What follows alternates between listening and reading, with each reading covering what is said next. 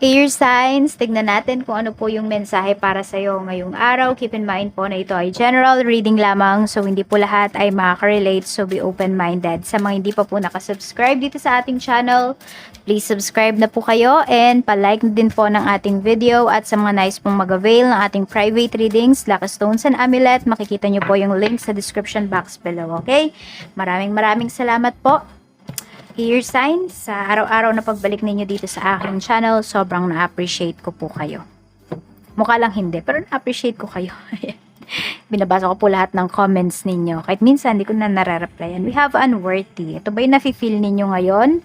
Ayan, or feeling ba ninyo, nagsasayang lang kayo ng oras ngayon sa isang tao, sa isang sitwasyon? Mayroon tayo ditong inseparable. Our love is always there, despite the distance. Ayun, so pwedeng nafe-feel nyo nga yan. Pero kasi yung person nyo, pwedeng, kung sino man yung kadil ninyo dito, no, hindi naman niya nafe-feel yan eh. Siguro kailangan yung i-address. Sabihin nyo po sa kanya. Kasi kapag sa iba nyo kinikwento, air signs, ay hindi naman masosolve yung problems niyo together, di ba? So sa kanya mo sabihin kung ano yung nararamdaman mo. Kasi siya yung need mo dito. Tignan natin, ayan, inseparable. Di talaga kayo mapaghiwalay. Gossip, ha? Kahit meron pa ditong manira sa inyo, meron man ditong gumawa ng chismis regarding sa relasyon ninyo, hindi po kayo bibitawan nitong person nyo. We have soul contract. The lessons I learned from us will never be forgotten. Ayan. So, ang dami nyong naturo sa isa't isa. Ang dami nyong lessons na natutunan together. Ayan. So, hindi ito basta-basta, ayan o, commitment. Committed talaga sa itong person mo. At gusto niya na ikaw na yung makasama niya sa future. Ayan po. Or kung ano man itong mga future contracts ninyo, ayan, future, or kung ano man yung inaayos ninyo ngayon na kontrata, business contract man yan, ayan po, magiging, magiging maayos yan. Magiging successful, ayan. Tignan po natin ano pa yung mensahe para sa iyo. Spirit guide, mensahe pa po natin kay air signs, Gemini, Libra, and Aquarius. Tignan natin. Ano pa po, spirit guide, ang mensahe. Parang lagi kang nachichismis dito, air signs. Oo, parang ang daming dito. Naka-curious sa life mo. Tignan natin ano pa ang mensahe for you. What is unworthy? The Chariot. Ito, pagdating sa career to, nafe-feel po ninyo. Ayan. So, baka po tagal-tagal nyo na dyan sa work, hindi pa rin tumataas yung salary, hindi rin nababago yung position ninyo. So, alam mo yung parang walang growth. Ayan. Parang feeling mo nagsasayang ka ng taon dyan, ng oras dyan sa trabaho.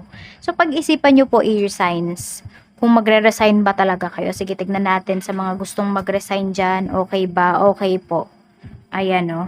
Kasi mayroong ibang makakakita ng value mo, air signs.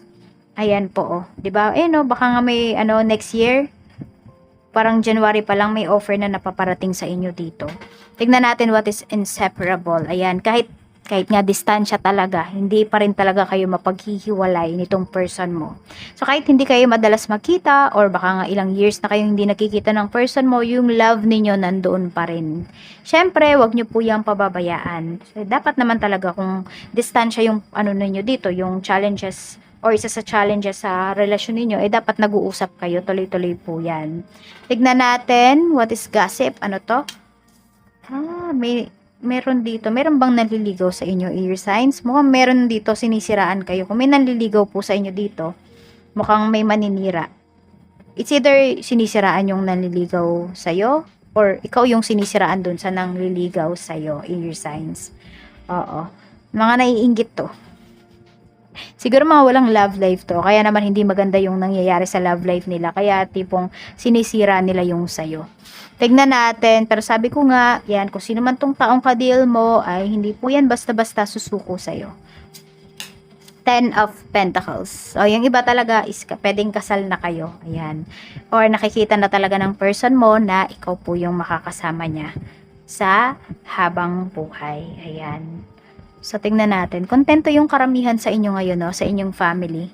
Pwedeng nagla-light yung iba sa inyo ng candle, nag-pray kayo, baka meron kayong altar dyan sa bahay, o kaya naman, oo, parang ano ba, everyday ba kayong nagsisindi ng kandila, nagpapasalamat.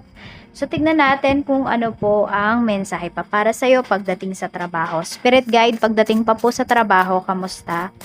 Energy po natin. Pagdating sa work. Okay, we have 7 of Cups. Ang daming ang opportunities para sa'yo dito. Actually, meron din pinapapili sa inyo dito eh. Parang decision, medyo nahihirapan kayo.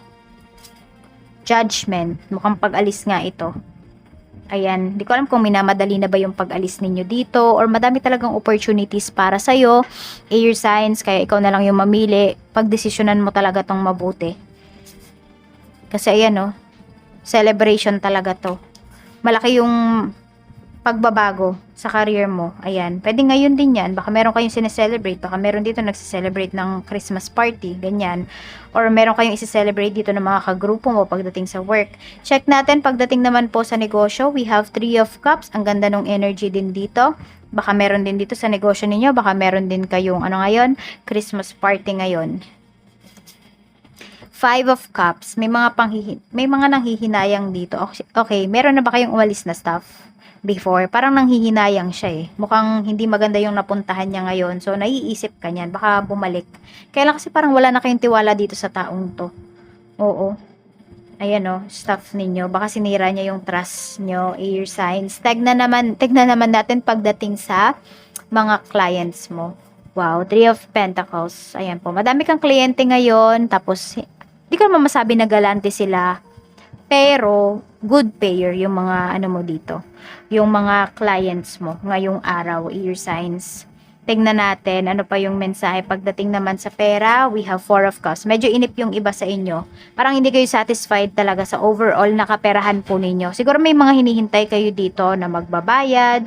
Meron kayong hinihintay dito na kung ano man regarding sa finances pero hindi siya dumarating. Ayan po. Parang kasing may mga nasayang din dito. Nalulungkot kayo, yan. Kung may mga nasayang dito na products ninyo, baka, di ba, mabebenta nyo pa dapat, pero nasayang. Tignan natin. Meron din ako nakikita dito may problem kayo sa refrigerator ninyo. Hindi ko alam kung hindi ba siya yata lumalamig. Ano yun? Sira yung ano? Or meron dito, gumagawa kayo ng mga ganyan. Mga ref, mga computer, mga appliances, yung iba po sa inyo. Okay, tignan natin pagdating naman sa mga single. We have 9 of Pentacles. Maraming single ang enjoy na enjoy sa pagkita ng pera. So, medyo nakakalimutan nyo na yata yung love life ninyo.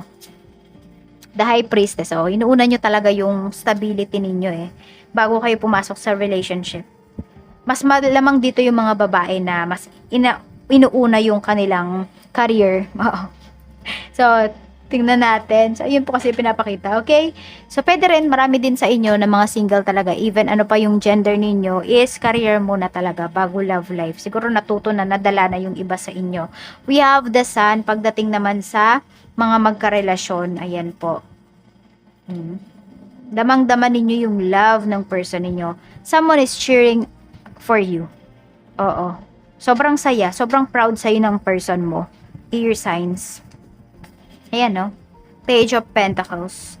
Yung iba naman po sa inyo, pwede na. Ayan, meron kayo ditong, hindi ko alam kung exam ba to. Meron ba nag-take ng exam dito? Mga board exam ba yan? Bar exam ba yan? Nakapasa yung iba sa inyo. Sobrang proud ng person mo. Tignan natin. Para sa mga mag-asawa, we have Knight of Wands and we have 6 of Swords. Okay. Masaya, no? Tas biglang nalungkot. So, baka may broken promises dito. We have King of Wands, pero babawi naman sa'yo yung asawa mo. So, parang meron dito, inasahan kayo na mangyayari ngayong araw na ito, tas hindi siya natuloy. Opo, pwede rin may pag-travel yung iba sa inyo dito or nangako sa'yo yung asawa mo na magde-date kayo ngayon, pero hindi siya natuloy. So, nalulungkot yung iba. Huwag kayong mag-alala, babawi naman po. So, wag nang magtampo. So, yun, parang meron kasing kakainan dito na na pwedeng bagong bukas, tas itatry ninyo, pero hindi ninyo na itry, kasi ayan, baka busy yung asawa mo, or baka masama yung pakiramdam niya. So, ayan po, air signs, maraming salamat po, mag-iingat kayo always, and more blessings to come, good health din po para sa lahat. Bye-bye!